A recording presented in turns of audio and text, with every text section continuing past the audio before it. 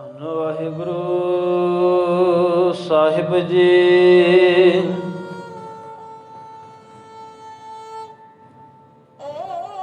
ਇਕ ਓੰਕਾਰ ਸਤਿਗੁਰ ਪ੍ਰਸਾਦ। ਰਾਗ ਬਿਹਾਗੜਾ ਮਹਿਲਾ ਨੌਵਾਂ।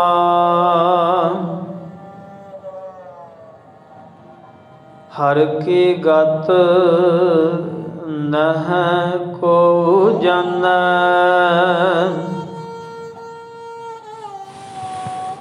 ਜੋਗੀ ਜਤੀ ਤਪੀ ਪਚਹਾਰੇ। ਅਰ ਬਹੁ ਲੋਗ ਸਿਆਨੇ। ਹਰ ਕੀ ਗਤ ਨਹ ਕੋ ਜਾਨੈ। ਜੋਗੀ ਜਤੀ ਤਪੀ ਪਚਹਾਰੇ। ਅਰ ਬਹੁ ਲੋਗ ਸਿਆਨੇ। ਰਹਾਉ ਛਿਨਮੈ ਰਾਉ ਰੰਕ ਕਉ ਕਰਈ। ਰਾਉ ਰੰਕ ਕਰ ਡਾਰੇ। ਰੀਤੇ ਭਰੇ ਭਰੇ ਸਖ ਨਾਵੈ। ਜਹ ਤਾਂ ਕੋ ਬਿਸਰਾਵੈ।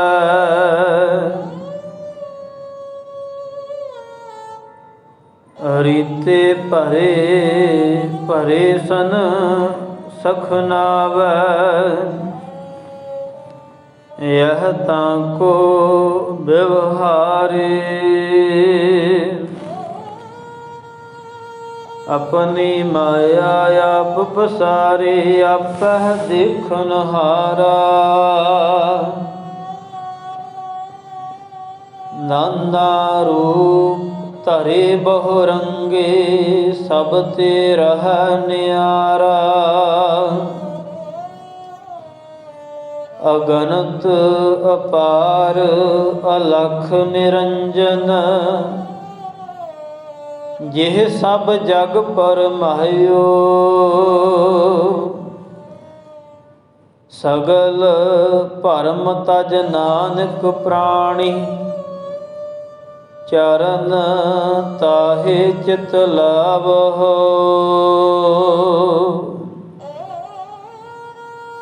ਅਗਣਤ ਅਪਾਰ ਅਲਖ ਨਿਰੰਜਨ। ਜਿਹ ਸਭ ਜਗ ਪਰਮਾਇਓ। ਸਗਲ ਭਰਮ ਤਜ ਨਾਨਕ ਪ੍ਰਾਣੀ। ਚਰਨ ਤਾਹੇ ਚਿਤ ਲਾਇਓ। ਵਾਹਿਗੁਰੂ ਜੀ ਕਾ ਖਾਲਸਾ ਵਾਹਿਗੁਰੂ ਜੀ ਕੀ ਫਤਿਹ। ਪਰਮ ਸਨਮਾਨਯੋਗ ਅਵਰ ਤਖਤ ਸਿੰਘਾਸਨ ਦੇ ਮਾਲਕ ਦਸਾਂ ਹੀ ਪਾਤਸ਼ਾਹੀਆਂ ਦੇ ਆਤਮਿਕ ਸਵਰੂਪ ਯਹਰਾ ਜਹੂਰ ਹਾਜ਼ਰ ਹਜ਼ੂਰ ਸਰਬ ਕਲਾਂ ਭਰਪੂਰ ਸਾਹਿਬ ਸਤਿਗੁਰੂ ਧੰਨ ਗੁਰੂ ਗ੍ਰੰਥ ਸਾਹਿਬ ਜੀ ਮਹਾਰਾਜ ਇਹਨਾਂ ਦੀ ਪਾਵਨ ਪਵਿੱਤਰ ਹਜ਼ੂਰੀ ਅੰਦਰ ਹਾਜ਼ਰੀਨ ਸਤਸੰਗੀ ਜਨੋ। ਸਤਿਗੁਰਾਂ ਜੀ ਦੀ ਅਪਾਰ ਬਖਸ਼ਿਸ਼ ਹੋਈ ਸੰਧਿਆ ਦੇ ਦੀਵਾਨ ਸੱਜੇ ਸੱਜੇ ਦੀਵਾਨਾਂ ਅੰਦਰ ਸੋਦਾ ਰਹਿਰਾਜ ਸਾਹਿਬ ਜੀ ਤੋਂ ਉਪਰੰਤ ਅੰਮ੍ਰਿਤ ਬਾਣੀ ਕਾ ਕੀਰਤਨ ਆਪ ਜੀਆਂ ਨੇ ਸ਼ਰਵਨ ਕੀਤਾ। ਆਓ ਜੋ ਲੜੀਵਾਰ ਨੌਵੇਂ ਨਾਨਕ ਧਰਮ ਰੱਖਿਅਕ ਸਤਿਗੁਰੂ ਗੁਰੂ ਤੇਗ ਬਹਾਦਰ ਮਹਾਰਾਜ ਜੀ ਦੀ ਪਾਵਨ ਬਾਣੀ ਦੀ ਵਿਚਾਰ ਚੱਲ ਰਹੀ ਹੈ। ਉਹ ਵਿਚਾਰ ਨਾਲ ਜੁੜਨ ਤੋਂ ਪਹਿਲਾਂ ਬੜੇ ਅਦਬ ਸਤਿਕਾਰ ਨਾਲ ਸਤਿਗੁਰਾਂ ਜੀ ਦੇ ਪਾਸ ਹਾਜ਼ਰੀ ਲਵਾਉਂਦਿਆਂ ਹੋਇਆਂ ਰਸਨਾ ਨੂੰ ਕਰੀਏ ਪਵਿੱਤਰ ਫਤਿਹ ਦੀ ਸਾਂਝ। ਵਾਹਿਗੁਰੂ ਜੀ ਕਾ ਖਾਲਸਾ ਵਾਹਿਗੁਰੂ ਜੀ ਕੀ ਫਤਿਹ। ਸਾਹਿਬ ਸਤਿਗੁਰੂ ਧੰਨ ਗੁਰੂ ਤੇਗ ਬਹਾਦਰ ਮਹਾਰਾਜ ਤਿੰਨਾਂ ਦੇ ਪਾਵਨ ਬਾਣੀ, ਇਹ ਪਾਵਨ ਸ਼ਬਦ ਜੋ ਰਾਗ ਬਿਹਾਗੜਾ ਦੇ ਅੰਦਰ ਹੈ, ਇਸ ਰਾਗ ਦੇ ਅੰਦਰ ਸਤਿਗੁਰਾਂ ਜੀ ਦਾ ਇਹ ਇੱਕ ਹੀ ਸ਼ਬਦ ਹੈ। ਇਸ ਤੋਂ ਪਿੱਛੇ ਆਪਾਂ ਨੇ ਰਾਗ ਦੇਵ ਗੰਧਾਰੀ ਦੇ ਅੰਦਰ 3 ਸ਼ਬਦਾਂ ਦੀ ਵਿਚਾਰ ਕੀਤੀ ਔਰ ਇਸੇ ਤਰ੍ਹਾਂ ਉਹਨਾਂ 3 ਸ਼ਬਦਾਂ ਤੋਂ ਪਹਿਲਾਂ ਆਪਾਂ ਨੇ ਰਾਗ ਆਸਾ ਦੇ ਅੰਦਰ ਇੱਕ ਸ਼ਬਦ ਜੋ ਸਤਿਗੁਰਾਂ ਜੀ ਨੇ ਉਚਾਰਨ ਕੀਤਾ ਉਹਦੀ ਵਿਚਾਰ ਕੀਤੀ ਔਰ ਉਸ ਤੋਂ ਪਿੱਛੇ ਗੌੜੀ ਰਾਗ ਦੇ ਅੰਦਰ ਸਤਿਗੁਰਾਂ ਜੀ ਦੇ 9 ਸ਼ਬਦ ਜਿਨ੍ਹਾਂ ਦੀ ਆਪਾਂ ਨੇ ਲੜੀਵਾਰ ਵਿਚਾਰ ਸਰਵਣ ਕੀਤੀ ਹੈ। ਇੱਥੋਂ ਤੱਕ ਇਹ ਲੜੀ ਦੇ ਅੰਦਰ 14ਵਾਂ ਸ਼ਬਦ ਹੈ ਜੋ ਰਾਗ ਬਿਹਾਗੜਾ ਦੇ ਅੰਦਰ ਹੈ। ਔਰ ਸਤਿਗੁਰੂ ਧੰਨ ਗੁਰੂ ਤੇਗ ਬਹਾਦਰ ਮਹਾਰਾਜ ਜਿਨ੍ਹਾਂ ਦੇ 400 ਸਾਲਾ ਪ੍ਰਕਾਸ਼ ਪੁਰਬ ਨੂੰ ਸਮਰਪਿਤ ਜੋ 1 ਮਈ ਨੂੰ ਆ ਰਿਹਾ ਹੈ, ਉਹ 400 ਸਾਲਾ ਪ੍ਰਕਾਸ਼ ਪੁਰਬ ਦੀ ਖੁਸ਼ੀ ਦੇ ਅੰਦਰ ਪਹਿਲਾਂ ਸਤਿਗੁਰਾਂ ਜੀ ਦੇ ਪਾਵਨ ਬਾਣੀ ਸਲੋਕਾਂ ਦੇ ਵਿਚਾਰ ਹੋਏ। ਉਸ ਤੋਂ ਉਪਰੰਤ ਸਤਿਗੁਰਾਂ ਜੀ ਦੇ ਜੋ 59 ਸ਼ਬਦ ਹਨ ਉਹਨਾਂ ਦੀ ਆਪਾਂ ਨੇ ਲੜੀਵਾਰ ਵਿਚਾਰ ਸ਼ੁਰੂ ਕੀਤੀ ਹੈ। ਸਾਹਿਬ ਸਤਿਗੁਰੂ ਜੀ ਕਿਰਪਾ ਕਰਨ ਇਸੇ ਲੜੀ ਤਹਿਤ ਇਹ ਸੇਵਾਵਾਂ ਲੈਂਦੇ ਰਹਿਣ। ਸਤਿਗੁਰੂ ਗੁਰੂ ਤੇਗ ਬਹਾਦਰ ਮਹਾਰਾਜ ਜੀ ਨੇ ਚੱਲ ਰਹੀ ਲੜੀ ਦੇ ਅੰਦਰ ਰਾਗ ਬਿਹਾਗੜਾ ਦੇ ਅੰਦਰ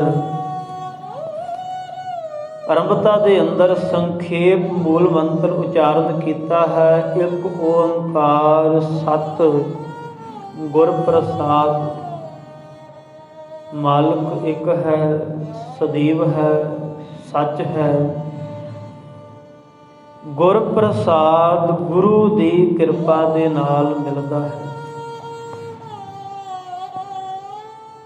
ਹਰ ਸ਼ਬਦ ਜਦੋਂ ਰਾਗ ਦੇ ਅੰਦਰ ਆਰੰਭ ਹੁੰਦਾ ਹੈ,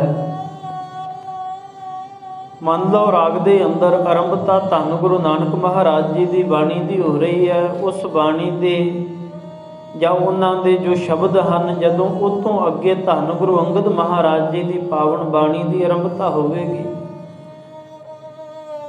ਔਰ ਉਦੋਂ ਵੀ ਆਰੰਭਤਾ ਦੇ ਅੰਦਰ ਮੂਲ ਮੰਤਰ ਦਾ ਰੂਪ ਆਵੇਗਾ। ਉਹ ਸੰਪੂਰਨ ਰੂਪ ਵੀ ਹੋ ਸਕਦਾ ਹੈ ਔਰ ਉਹ ਸੰਖੇਪ ਰੂਪ ਵੀ ਹੋ ਸਕਦਾ ਹੈ। ਮੂਲ ਮੰਤਰ ਦੇ ਕਈ ਰੂਪ ਬਾਣੀ ਦੇ ਅੰਦਰ ਵਰਤੇ ਗਏ ਨੇ, ਜਿਵੇਂ ਇੱਥੇ 1 ਓੰਕਾਰ ਸਤ ਗੁਰ ਪ੍ਰਸਾਦ ਹੈ।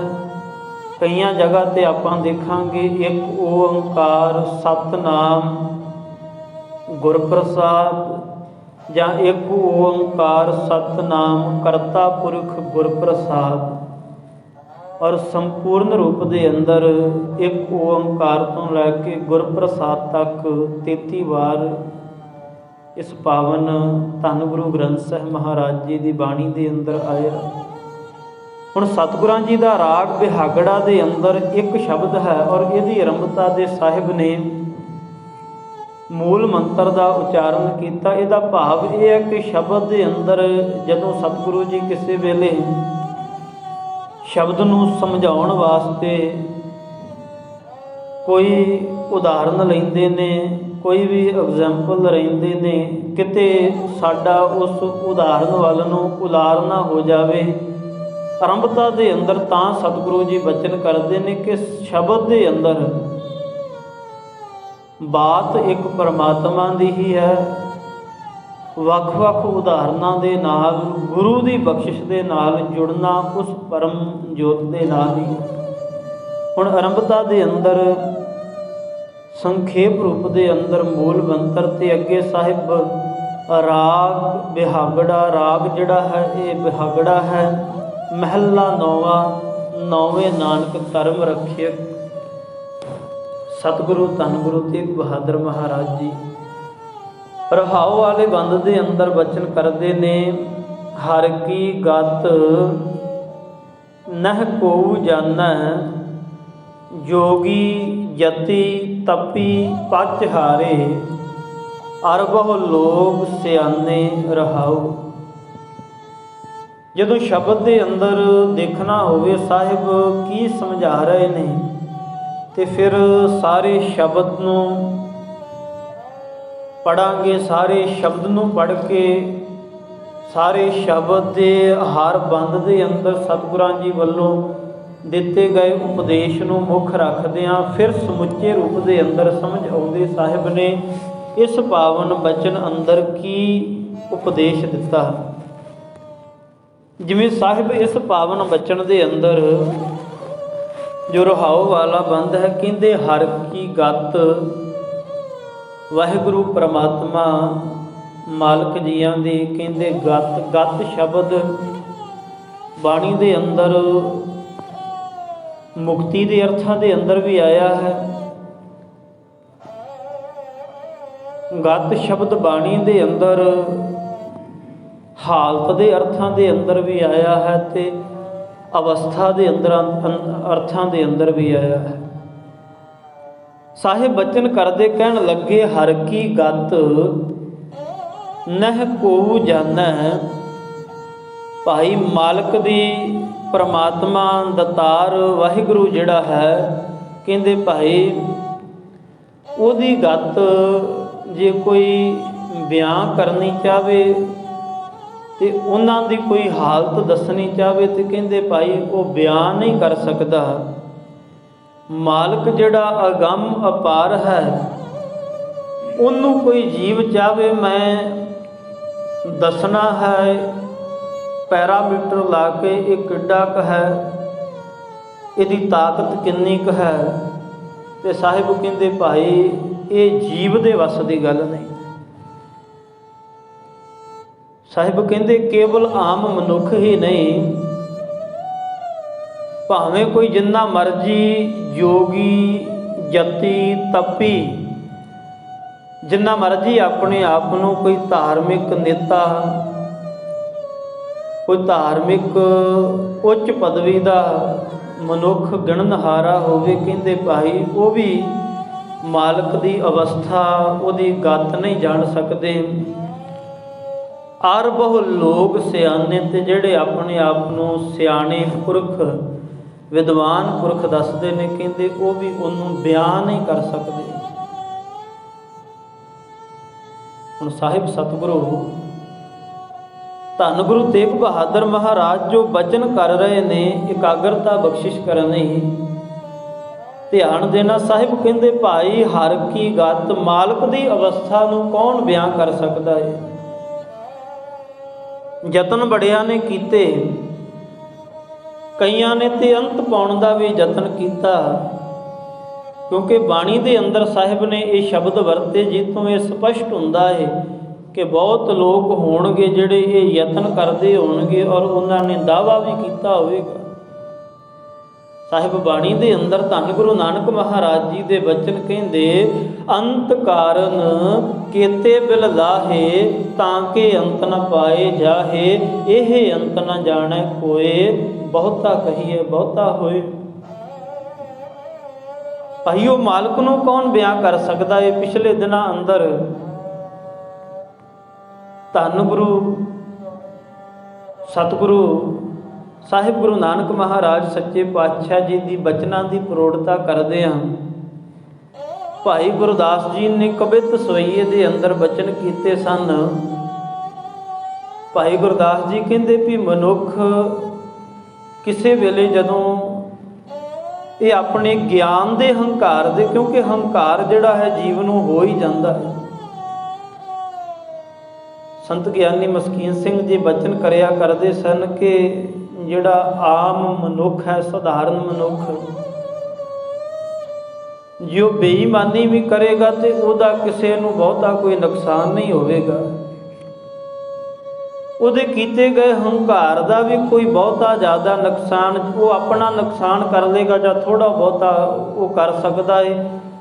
ਆਮ ਮਨੁੱਖ ਜਿਹਦੀ ਪਾਇਆ ਹੀ ਨਹੀਂ, ਉਹ ਕਿੰਨਾ ਕਿਸੇ ਦਾ ਨੁਕਸਾਨ ਕਰ ਸਕਦਾ। ਪਰ ਕਹਿੰਦੇ ਜਿਹੜਾ ਗਿਆਨਵਾਨ ਹੈ, ਜਿਹੜਾ ਆਪਣੇ ਆਪ ਨੂੰ ਵਿਦਵਾਨ ਪੁਰਸ਼ ਗਿਣਦਾ ਹੈ, ਜਿਉ ਕਿਤੇ ਆਪਣੇ ਗਿਆਨ ਦੇ ਹੰਕਾਰ ਦੇ ਅੰਦਰ ਜਾਂ ਗੁਮਾਨ ਦੇ ਅੰਦਰ, ਮਾਣ ਦੇ ਅੰਦਰ ਕੋਈ ਗਲਤ ਕਦਮ ਪੁੱਟ ਲਵੇ, ਉਹਦੇ ਪੁੱਟੇ ਹੋਏ ਗਲਤ ਕਦਮ ਦੇ ਨਾਲ ਹਜ਼ਾਰਾਂ ਲੱਖਾਂ ਦੀ ਜਾਨ ਜਾ ਸਕਦੀ। ਹੀਰੋਸ਼ੀਮਾ ਤੇ ਨਾਗਾਸਾਕੀ ਦੇ ਅੰਦਰ, ਜਾਪਾਨ ਦੇ ਅੰਦਰ, ਹੁਣ ਐਟਮ ਬਣਾਇਆ ਕਿਸ ਨੇ ਹੈ? ਬਣਾਇਆ ਵੀ ਮਨੁੱਖ ਨੇ ਹੈ, ਆਮ ਮਨੁੱਖ ਦਾ ਕੰਮ ਨਹੀਂ। ਗਿਆਨੀਆਂ ਨੇ, ਆਪਣੇ ਆਪ ਨੂੰ ਮਹਾਨ ਗਿਣਨ ਵਾਲਿਆਂ ਨੇ ਇਵੇਂ ਦੇ ਹਥਿਆਰ ਬਣਾ ਲਏ ਜਿਹੜੇ ਇੱਕ ਵਾਰ ਹੀ ਚੱਲਣ ਤੇ ਹਜ਼ਾਰਾਂ ਲੱਖਾਂ ਦੀ ਗਿਣਤੀ ਦੇ ਅੰਦਰ ਤਬਾਹੀ ਮਚਾ ਸਕਦੇ। ਜਿਹੜੇ ਵਿਦਵਾਨ ਪੁਰਖ ਨੇ, ਆਪਣੇ ਆਪ ਨੂੰ ਗਿਆਤਾ ਗਿਣਨਹਾਰੇ ਨੇ, ਜਿੱਥੇ ਇਹਨਾਂ ਨੇ ਕਾਢਾਂ ਕੱਢੀਆਂ ਏ, ਜਿੱਥੇ ਉਹਦੇ ਕੁਝ ਸੁੱਖ ਨੇ, ਉਹਨਾਂ ਦੇ ਨਾਲ ਹੀ ਉਹਨਾਂ ਦੇ ਦੁੱਖ ਵੀ ਬੜੇ ਨੇ। ਹੁਣ ਇਹੋ ਜਿਹੇ ਬੰਦੇ ਨੂੰ ਹੰਕਾਰ ਆਇਆ, ਇੱਕ ਦੇਸ਼ ਦੇ ਚਲਾਉਣ ਹਾਰੇ ਨੂੰ, ਮੰਤਰੀ ਨੂੰ, ਪ੍ਰਧਾਨ ਮੰਤਰੀ, ਪ੍ਰੈਜ਼ੀਡੈਂਟ ਜਾਂ ਪ੍ਰਾਈਮ ਮਿਨਿਸਟਰ ਜਾਂ ਸਾਹਿਬ ਸਤਿਗੁਰੂ ਜੀ ਨੇ ਜੋ ਗੁਮਾਨ ਦੀ ਗੱਲ ਕੀਤੀ ਹੈ ਵੀ ਜਦੋਂ ਇਹ ਆ ਜਾਂਦਾ ਹੈ, ਜਾਂ ਕਿਸੇ ਵੀ ਉੱਚ ਅਧਿਕਾਰੀ ਨੂੰ ਜਦੋਂ ਵਾਕਿਆਤ ਹੀ ਇਹ ਹੰਕਾਰ ਆ ਜਾਂਦਾ ਹੈ, ਉਦੋਂ ਉਹਦਾ ਇੱਕ ਦਿੱਤਾ ਹੋਇਆ ਹੁਕਮ ਕਈਆਂ ਲੱਖਾਂ ਕਰੋੜਾਂ ਦੀ ਜਾਨਾਂ ਲੈ ਜਾਂਦਾ। ਆਮ ਮਨੁੱਖ ਉਹਦੇ ਮੁਕਾਬਲੇ ਕੀ ਨੁਕਸਾਨ ਕਰੇ। ਤਾਂ ਕਰ ਸਾਹਿਬ ਕਹਿੰਦੇ ਭਾਈ, ਮਨੁੱਖ ਜਦੋਂ ਗੁਮਾਨ ਦੇ ਅੰਦਰ ਆਉਂਦਾ ਏ ਤੇ ਉਦੋਂ ਇਹ ਮਾਲਕ ਦਾ ਵੀ ਅੰਤ ਪਾਉਣਾ ਚਾਹੁੰਦਾ ਹੈ, ਪਰ ਕਹਿੰਦੇ ਇਹਦੀ ਉਹਦੇ ਅੱਗੇ ਕੋਈ ਪਾਇਆ ਨਹੀਂ। ਉਹਨਾਂ ਨੇ ਬੜਾ ਪਿਆਰਾ ਬਚਨ ਵਰਤਿਆ, ਕਹਿੰਦੇ ਏਕ ਬ੍ਰਹਿਮੰਡ ਕੇ ਬਿਥਾਰ ਕੀ ਅਪਾਰ ਕਥਾ। ਕਹਿੰਦੇ ਇਹ ਜਿਹੜਾ ਇੱਕ ਬ੍ਰਹਿਮੰਡ ਹੈ, ਇਹ ਗਲੈਕਸੀ, ਇਹਦੇ ਅੰਦਰ ਕਿੰਨੇ ਇਹ ਸੂਰਜ, ਚੰਦ, ਕਿੰਨੇ ਗ੍ਰਹਿ ਆਉਂਦੇ ਨੇ। ਕਹਿੰਦੇ ਇਹ ਬ੍ਰਹਿਮੰਡ ਕੀ ਏਕ ਬ੍ਰਹਿਮੰਡ ਕੇ ਬਿਥਾਰ, ਇਹਦੇ ਵਿਸਥਾਰ ਦੀ ਅਪਾਰ ਕਥਾ। ਕਹਿੰਦੇ ਇਹਦਾ ਹੀ ਕਿਸੇ ਨੇ ਪਾਰਾਵਾਰ ਨਹੀਂ ਪਾਇਆ। ਇਹਦੇ ਅੰਦਰ ਕੀ ਕੁਝ ਵਰਤ ਰਿਹਾ ਏ। ਇੱਕ ਨਿੱਕੇ ਜਿਹੇ ਘਰ ਤੋਂ, ਸ਼ਹਿਰ ਤੋਂ, ਸਟੇਟ ਤੋਂ, ਦੇਸ਼ ਤੋਂ, ਔਰ ਜਦੋਂ ਉਹਨੂੰ ਨਕਸ਼ੇ ਦੇ ਅੰਦਰ ਦੇਖੀਏ ਤੇ ਕੀੜੀ ਦੀ ਤਰ੍ਹਾਂ ਸਾਰੀ ਧਰਤੀ ਦੇ ਅੰਦਰ ਕਈ ਦੇਸ਼ ਨਜ਼ਰ ਆਉਂਦੇ ਨੇ। ਕਹਿੰਦੇ ਉਹ ਮਨੁੱਖ ਜਿਹਦੀ ਇੱਕ ਧਰਤੀ ਦੇ ਅੱਗੇ ਕੋਈ ਪਾਇਆ ਹੀ ਨਹੀਂ, ਕੋਈ ਹੋਂਦ ਹੀ ਨਹੀਂ, ਇੱਕ ਅਣੂ ਦੇ ਮਾਤਰ ਵੀ ਜਿਹੜਾ ਦਿਸਦਾ ਨਹੀਂ ਹੈ। ਕਹਿੰਦੇ ਉਹ ਕੀ ਆਖ ਰਿਹਾ ਏ ਕਿ ਜਿਹੜਾ ਕਰੋੜਾਂ ਬ੍ਰਹਿਮੰਡਾਂ ਦਾ ਨਾਇਕ ਹੈ, ਉਹਦਾ ਅੰਤ ਪਾਉਣਾ ਹੈ।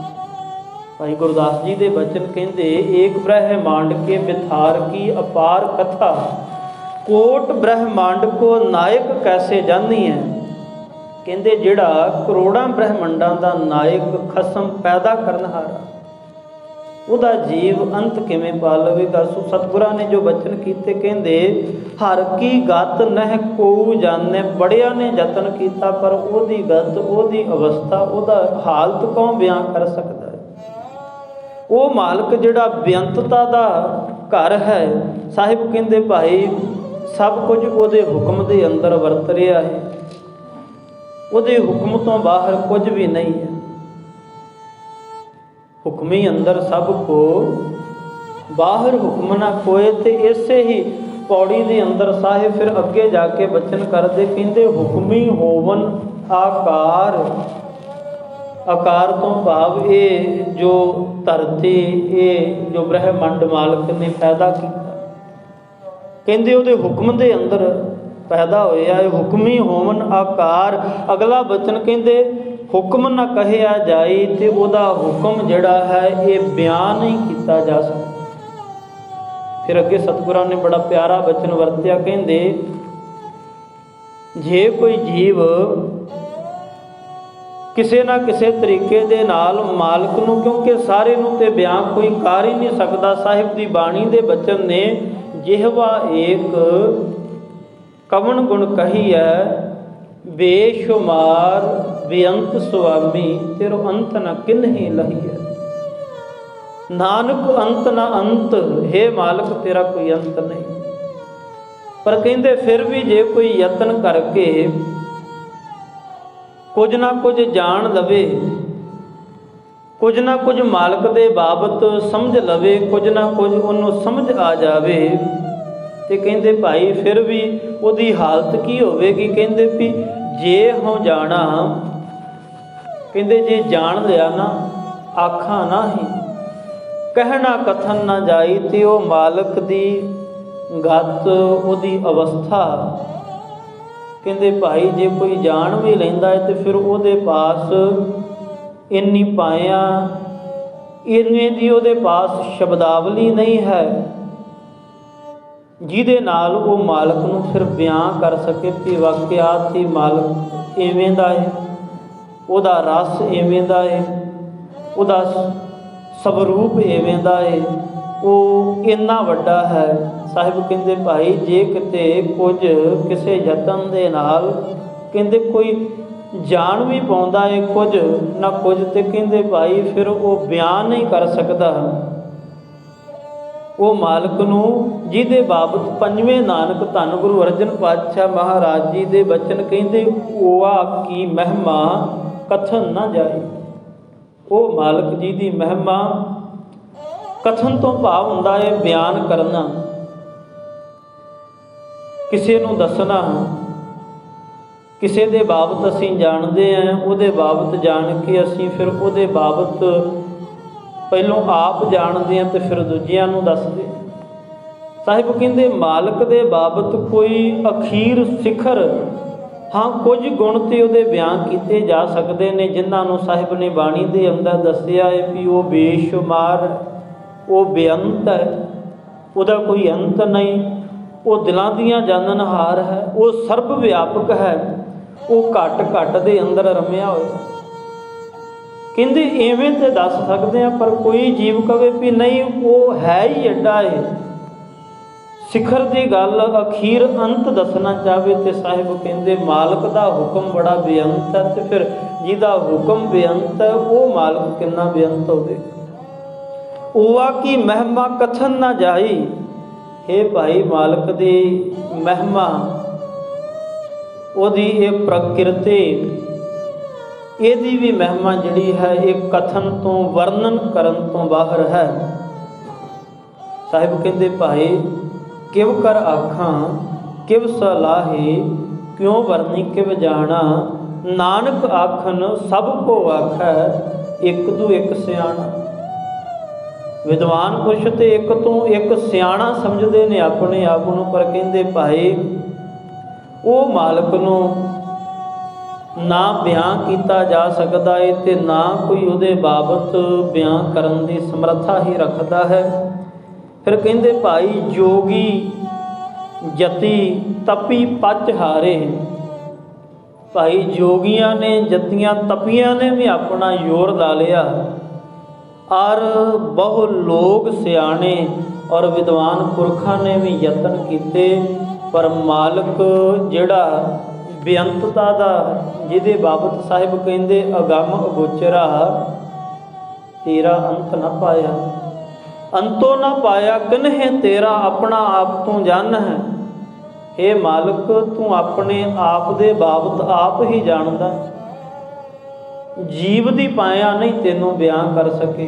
तू अगम है, तू अपार है, तू अनादि है, तू सहभंग है। सहभंग तो भाव जिहड़ा अपने आप तो पैदा होया, अनादि तो भाव जिहड़ा मालक केवल एक है जिहदे वर्गा कोई होर नहीं है।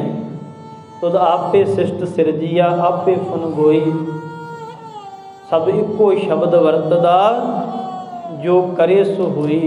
हे मालक सारे पासे तेरा ही हुक्म वरतदा है, जो करदा है वही हुंदा है, तेनू कोई बयान नहीं कर सकता। भगत कबीर जी ने बड़ा प्यारा अलंकार वरतिया, साहिब सतगुरां दी उपमा करदियां कि हे मालक जीव ते बड़े ने जिहड़े यतन करते ने अपने मन की मत और ज्ञान का हंकार घोटते ने, पर मालिक तेनों कोई बयान नहीं कर सकता। फिर उन्होंने बड़े प्यारे शब्द वरते, कहन लगे जे मालिक मैं सिखर का भी यतन करा, मैं सारे जिन्ने भी इस धरती के उपर समुंदर ने उन्हां दी स्याही बना लवां। हे मालिक जिन्नी भी बनस्पति है, ये रुख बृख जिन्ने भी नज़र आ रहे ने, जिन्नी भी फसल फुलवाड़ी, जे इन्हां सारियां दियां कलमां कढ़ लवां, ये वसुदा ये जिहड़ी धरती है, हे मालिक जे तू मैनू इन्ना बल बख्श देवें मैं ये धरती नूं कागद बना लवां। हे मालिक इनू कागज बना के इन्नियां कलमां भी मेरे कोल होण, इन्नी मस स्याही भी कोल होवे। पर सतगुरु जे तू मैनू इन्ना बल भी बख्शिश करें भी मैं ये सारियां कलमां दे नाल स्याही दे नाल ये धरती दे कागज ते लिखां, ते फिर भी मालिक तेनों बयान नहीं किया जा सकता। ये भगत कबीर जी के वचन कहन लगे, कबीर सात समुंदर मस करहूँ, मस तो भाव हुंदा है स्याही। जेड़े सत्त समुंदर ने जिवें इन्हां दी स्याही बना लवां, कलम करूँ बनराए, ये बनराए ये बनस्पति इन्हां नूं कलमा बना लवां। वसुदा कागद जाओ करूँ, जे मैं ये वसुदा इस धरती नूं कागज बना लवां, पर कहंदे हार जस लिखण न जाए। हे मालिक फिर भी मैं तेरे जस नूं लिख नहीं सकता। तेरा अंत नहीं, अगम अगोचरा, तेरा अंत ना पाया, अंतो ना पाया किने तेरा, किसी ने भी तेरा अंत नहीं पाया। साहिब सतगुरु नौवें नानक धन गुरु तेग बहादुर महाराज कहते, भाई वो मालिक उसकी हालत उसके हुक्म नूं भी बयान नहीं किया जा सकता। फिर कुछ हिंट कुछ उदाहरणा धन गुरु तेग बहादुर महाराज जी ने दित्तियां। कहन लगे, छिन मैं राओ रंक कौ करई, राओ रंक कर डारे। साहिब कहते भाई वो मालिक दे अंदर जिहदी अवस्था नूं जीव बयान करना चाहुंदा है वो बड़ा बेअंत है, उहदे अंदर ते इन्नी पाया है। वो मालिक दतार दे अंदर कहते भाई इन्नी पाया है। वो परमात्मा एक छिन दे अंदर कंगाल नूं, निताणे नूं, पतित नूं, गरीब नूं कहते राजा बना दिंदा है, ते राजे नूं कंगाल कर दिंदा है। वो मालिक दे अंदर ये पाया है, ये ताकत है। वो भेखारी ते राज करावे, राजा ते भेखारी। वो भिखारी नूं भी राज करा दिंदा है, ते राजे नूं भी भिखारी बना दिंदा है। वो मूर्ख नूं भी चतुर सियाणा ज्ञाता बना दिंदा है।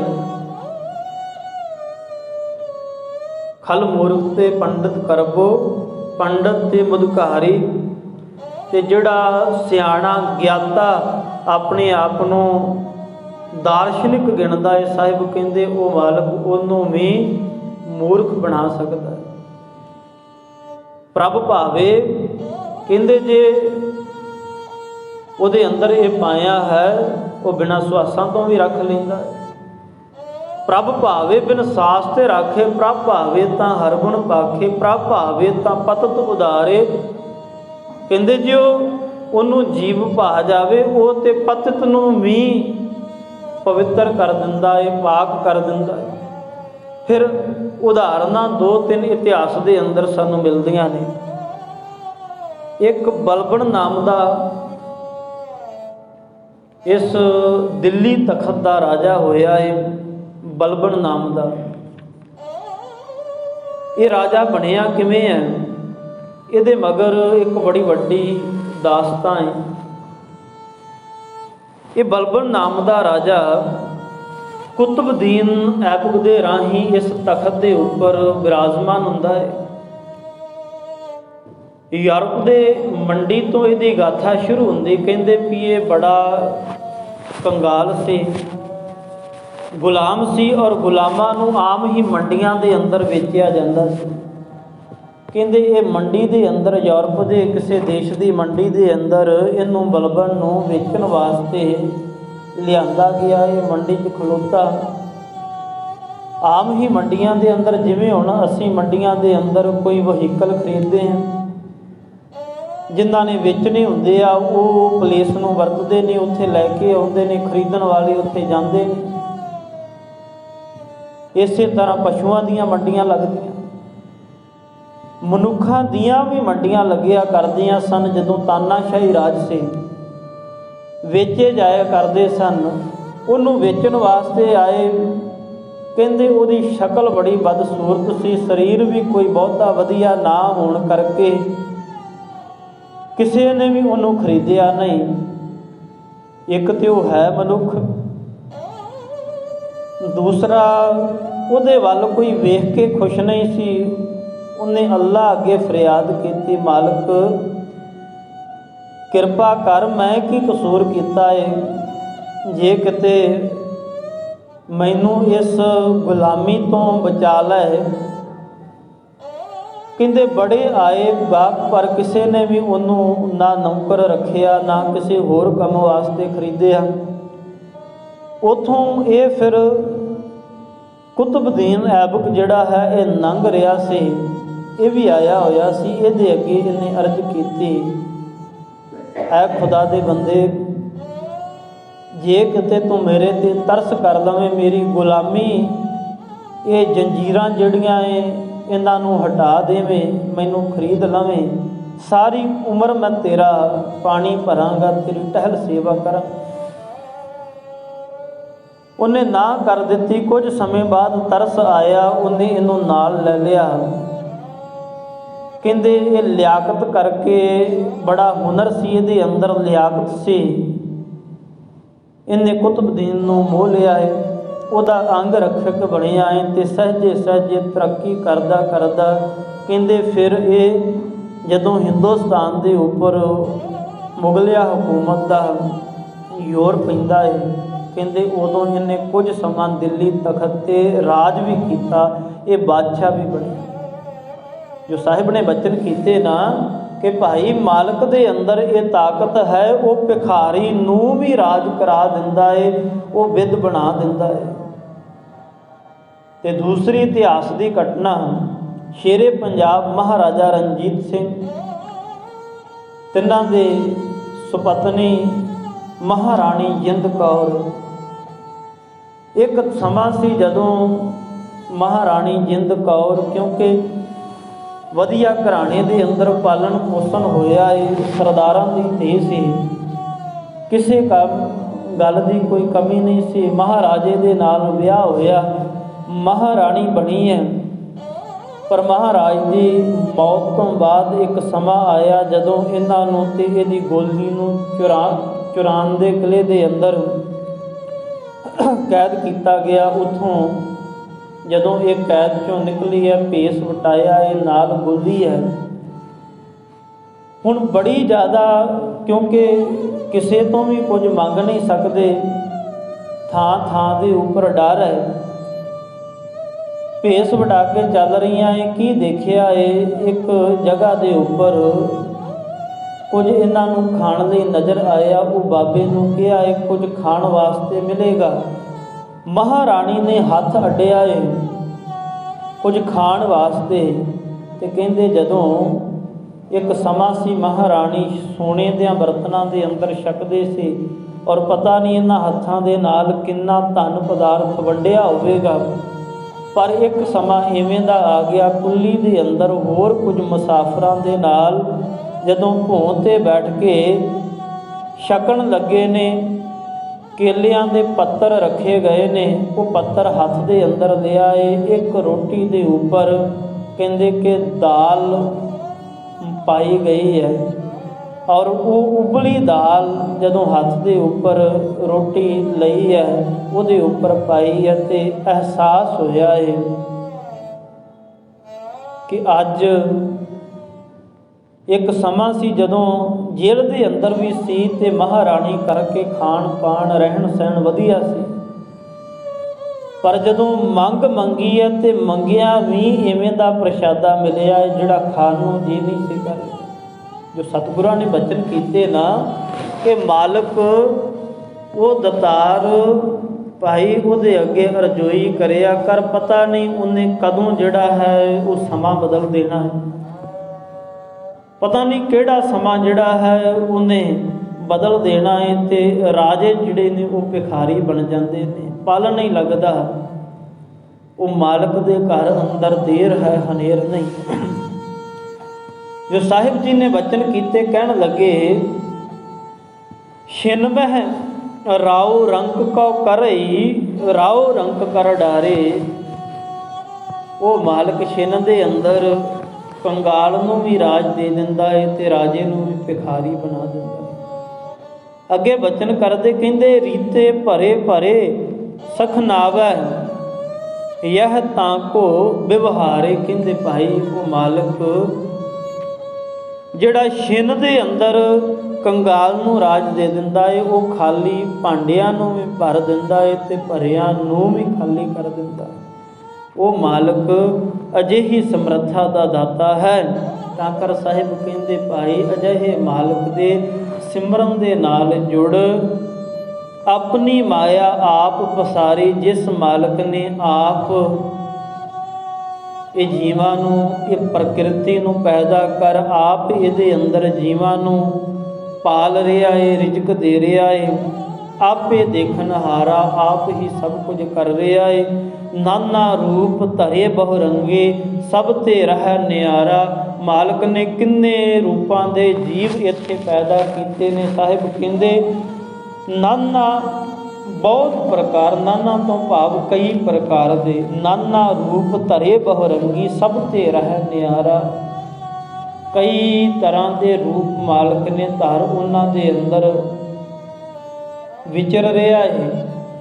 ਪਰ ਕਹਿੰਦੇ ਭਾਈ ਉਹਨਾਂ ਤੋਂ ਨਿਆਰਾ ਵੀ ਹੈ, ਭਾਵ ਮਾਲਕ ਜੀਵਾਂ ਦੇ ਅੰਦਰ ਇਵੇਂ ਵਰਤ ਰਿਹਾ ਹੈ ਜਿਵੇਂ ਸ਼ੀਸ਼ੇ ਦੇ ਅੱਗੇ ਜੀਵ ਖਲੋਂਦਾ ਹੈ ਤੇ ਸ਼ੀਸ਼ੇ ਦੇ ਅੰਦਰ ਜੀਵ ਦਾ ਰੂਪ ਨਜ਼ਰ ਆਉਂਦਾ ਹੈ। ਹੁਣ ਜਿਵੇਂ ਮਨੁੱਖ ਹੈ ਉਹਦਾ ਸਾਰਾ ਰੂਪ ਸ਼ੀਸ਼ੇ ਦੇ ਅੱਗੇ ਸਾਹਮਣੇ ਆਉਂਦਾ ਹੈ, ਪਰ ਹੁਣ ਅਸੀਂ ਇਹ ਸਮਝ ਲਈਏ ਵੀ ਸ਼ੀਸ਼ੇ ਦੇ ਅੰਦਰ ਹੀ ਜੀਵ ਵਰਤ ਰਿਹਾ ਹੈ। ਇਵੇਂ ਨਹੀਂ, ਸ਼ੀਸ਼ੇ ਦੇ ਅੰਦਰ ਜੀਵ ਜਿਹੜਾ ਵੀ ਖਲੋਵੇਗਾ ਉਹਦਾ ਸਾਖਸ਼ਾਤ ਰੂਪ ਨਜ਼ਰ ਆਵੇਗਾ। ਪਰ ਜਦੋਂ ਸ਼ੀਸ਼ਾ ਟੁੱਟ ਜਾਵੇਗਾ, ਸ਼ੀਸ਼ਾ ਟੁੱਟਣ ਦੇ ਨਾਲ ਸ਼ੀਸ਼ੇ ਦੇ ਅੰਦਰਲਾ ਰੂਪ ਤੇ ਜੀਵ ਦਾ ਟੁੱਟੇਗਾ, ਪਰ ਸ਼ੀਸ਼ਾ ਟੁੱਟਣ ਦੇ ਨਾਲ ਜਿਸ ਜੀਵ ਦਾ ਰੂਪ ਨਜ਼ਰ ਆ ਰਿਹਾ ਉਹ ਵੀ ਨਾਸ਼ ਹੋ ਜਾਵੇ, ਉਹਦਾ ਵੀ ਸਰੀਰ ਟੁੱਟ ਜਾਵੇ, ਇਵੇਂ ਨਹੀਂ ਹੋਵੇ। ਭਗਤ ਨਾਮਦੇਵ ਜੀ ਨੇ ਬੜੀ ਪਿਆਰੀ ਉਦਾਹਰਨ ਦਿੱਤੀ। ਕਹਿਣ ਲੱਗੇ, ਐਸੋ ਰਾਮ ਰਾਏ ਅੰਤਰ ਜਾਮੀ, ਹੇ ਭਾਈ ਮੇਰਾ ਮਾਲਕ ਇਵੇਂ ਦਾ ਦਿਲਾਂ ਦੀਆਂ ਜਾਣਨਹਾਰਾ ਹੈ। ਜੈਸੇ ਦਰਪਨ ਮਾਹੇ ਬਦਨ ਪ੍ਰਵਾਨੀ, ਜਿਵੇਂ ਸ਼ੀਸ਼ੇ ਦੇ ਅੰਦਰ, ਦਰਪਣ ਦੇ ਅੰਦਰ ਜੀਵ ਦਾ ਰੂਪ ਨਜ਼ਰ ਆਉਂਦਾ ਹੈ, ਮਾਲਕ ਇਵੇਂ ਸਭਨਾਂ ਦੇ ਅੰਦਰ ਵਰਤ ਰਿਹਾ ਹੈ। ਔਰ ਇਹਨਾਂ ਤੋਂ ਨਿਆਰਾ ਵੀ ਹੈ, ਭਾਵ ਜੀਵ ਦੇ ਅੰਦਰ ਵਰਤ ਰਿਹਾ ਹੈ, ਪਰ ਜੀਵ ਦੇ ਖਤਮ ਹੋਣ ਦੇ ਨਾਲ ਉਹ ਖਤਮ ਨਹੀਂ ਹੁੰਦਾ, ਉਸੇ ਤਰ੍ਹਾਂ ਹੀ ਵਰਤ ਰਿਹਾ ਹੈ। ਜਦੋਂ ਕੁਝ ਵੀ ਨਹੀਂ ਸੀ, ਸਾਹਿਬ ਕਹਿੰਦੇ ਉਦੋਂ ਵੀ ਸੀ, ਪਰ ਜਦੋਂ ਸਰਗੁਣ ਰੂਪ ਦੇ ਅੰਦਰ ਸਭ ਕੁਝ ਉਹਨੇ ਪੈਦਾ ਕੀਤਾ ਹੈ ਤੇ ਫਿਰ ਸਾਰੇ ਘਟਾਂ ਦੇ ਅੰਦਰ ਵਰਤ ਰਿਹਾ ਹੈ। ਕਹਿੰਦੇ ਸਭੈ ਘਟਾ ਘਟ ਲੀਪ ਨ ਛੀਪੈ, ਬੰਧਨ ਮੁਕਤਾ ਜਾਤ ਨ ਦੀਸੈ, ਪਾਨੀ ਮਾਹੇ ਦੇਖ ਮੁਖ ਜੈਸਾ। ਉਦਾਹਰਨ ਇੱਕ ਹੋਰ ਦਿੱਤੀ। ਕਹਿਣ ਲੱਗੇ ਭਾਈ ਇਉਂ ਸਮਝ ਕੇ ਮਾਲਕ ਇਵੇਂ ਤੇਰੇ ਅੰਦਰ ਵਰਤ ਰਿਹਾ ਹੈ ਜਿਵੇਂ ਤੂੰ ਪਾਣੀ ਦੇ ਅੰਦਰ ਆਪਣਾ ਮੁਖ ਦੇਖਦਾ ਹੈ। ਹੁਣ ਪਾਣੀ ਦੇ ਅੰਦਰ ਤੇਰਾ ਰੂਪ ਨਜ਼ਰ ਆਉਂਦਾ ਹੈ, ਪਰ ਪਾਣੀ ਦੇ ਅੰਦਰ ਤੇਰਾ ਰੂਪ ਨਜ਼ਰ ਜਿਹੜਾ ਆ ਰਿਹਾ ਉਹ ਪਾਣੀ ਦੇ ਅੰਦਰ ਭਿੱਜ ਨਹੀਂ ਰਿਹਾ, ਪਾਣੀ ਤੋਂ ਅਭਿੱਜ ਹੈ। ਕਹਿੰਦੇ ਭਾਈ ਇਸੇ ਤਰ੍ਹਾਂ ਹੀ ਮਾਲਕ ਜਿਹੜਾ ਹੈ ਉਹ ਜੀਵਾਂ ਦੇ ਅੰਦਰ ਵਰਤ ਰਿਹਾ ਹੈ, ਪਰ ਜੀਵਾਂ ਦੇ ਨਾਲ ਉਹ ਨਾਸ਼ ਹੋਣ ਵਾਲਾ ਨਹੀਂ, ਉਹ ਨਿਰਲੇਪ ਹੈ। ਸਾਹਿਬ ਕਹਿੰਦੇ ਨਾਨਾ ਰੂਪ ਧਰੇ ਬਹੁ ਰੰਗੀ, ਬੜੇ ਰੰਗਾਂ ਦੇ ਅੰਦਰ ਉਹਨੇ ਰੂਪ ਧਰਿਆ, ਜੀਵਾਂ ਦੇ ਅੰਦਰ ਵਰਤਿਆ। ਸਭ ਤੇ ਰਹਿ ਨਿਆਰਾ, ਪਰ ਸਭ ਤੋਂ ਨਿਆਰਾ ਵੀ ਹੈ। ਜਿਵੇਂ ਸਾਹਿਬ ਦਸਮ ਪਾਤਸ਼ਾਹ ਮਹਾਰਾਜ ਬਾਣੀ ਦੇ ਅੰਦਰ ਬਚਨ ਕਰਦੇ ਨਾ, ਅਨੇਕ ਹੈ ਫਿਰ ਏਕ ਹੈ। ਉਹ ਅਨੇਕਾਂ ਰੂਪਾਂ ਦੇ ਵਿੱਚ ਵੀ ਇੱਕ ਹੈ ਤੇ ਇੱਕ ਰੂਪ ਦੇ ਅੰਦਰ ਵੀ ਅਨੇਕਾਂ ਦੇ ਅੰਦਰ ਵਰਤ ਰਿਹਾ। ਪਾਨੀ ਮਾਹੇ ਦੇਖ ਮੁਖ ਜੈਸਾ, ਨਾਮੇ ਕੋ ਸੁਆਮੀ ਬੀਠੁਲ ਐਸਾ। ਭਗਤ ਨਾਮਦੇਵ ਜੀ ਕਹਿੰਦੇ ਮੇਰਾ ਸੁਆਮੀ ਇਵੇਂ ਦਾ ਹੈ, ਜਿਵੇਂ ਪਾਣੀ ਦੇ ਅੰਦਰ ਜੀਵ ਦਾ ਮੁਖ ਨਜ਼ਰ ਆਉਂਦਾ ਹੈ, ਜਿਵੇਂ ਸ਼ੀਸ਼ੇ ਦੇ ਅੰਦਰ ਜੀਵ ਦਾ ਸਵਰੂਪ ਨਜ਼ਰ ਆਉਂਦਾ ਹੈ। ਮਾਲਕ ਇਵੇਂ ਸਭਨਾਂ ਦੇ ਅੰਦਰ ਵਰਤ ਰਿਹਾ ਹੈ, ਪਰ ਜੀਵਾਂ ਦੇ ਨਾਸ਼ ਹੋਣ ਦੇ ਨਾਲ ਉਹ ਨਾਸ਼ ਨਹੀਂ ਹੁੰਦਾ, ਉਹ ਸਦੀਵ ਹੈ। ਸਾਹਿਬ ਕਹਿੰਦੇ ਭਾਈ ਅਗਣਤ ਅਪਾਰ ਅਲਖ ਨਿਰੰਜਨ, ਜਿਹ ਸਭ ਜਗ ਪਰਮਾਇਓ। ਉਹ ਮਾਲਕ ਜਿਹੜਾ ਅਗਣਤ ਹੈ, ਭਾਵ ਜਿਸ ਦੇ ਗੁਣਾਂ ਦਾ ਕੋਈ ਅੰਤ ਨਹੀਂ। ਅਗਣਤ ਉਹ ਮਾਲਕ ਜਿਹਦੇ ਗੁਣਾਂ ਦਾ ਕੋਈ ਅੰਤ ਨਹੀਂ ਪਾਇਆ ਜਾ ਸਕਦਾ। ਜੋ ਸਾਹਿਬ ਨੇ ਆਰੰਭਤਾ ਦੇ ਅੰਦਰ ਬਚਨ ਕੀਤੇ ਨਾ, ਹਰ ਕੀ ਗਤ ਨਹਿ ਕੋ ਜਾਣੈ। ਭਾਈ ਉਹ ਮਾਲਕ ਦਾ ਕੋਈ ਅੰਤ ਨਹੀਂ, ਉਹ ਅਪਾਰ ਹੈ, ਉਹ ਅਲੱਖ ਹੈ, ਉਹਨੂੰ ਲਖਿਆ ਨਹੀਂ ਜਾ ਸਕਦਾ। ਉਹ ਨਿਰੰਜਨ ਹੈ, ਭਾਵ ਮਾਇਆ ਦੇ ਪ੍ਰਭਾਵ ਤੋਂ ਰਹਿਤ ਹੈ। ਜਿਹ ਸਭ ਜਗ ਪਰਮਾਇਓ, ਜਿਨੇ ਜਗਤ ਦੇ ਅੰਦਰ ਸਭ ਜੀਵਾਂ ਨੂੰ ਪੈਦਾ ਵੀ ਕੀਤਾ ਹੈ, ਇਹ ਖੇਡ ਵੀ ਰਚੀ ਹੈ।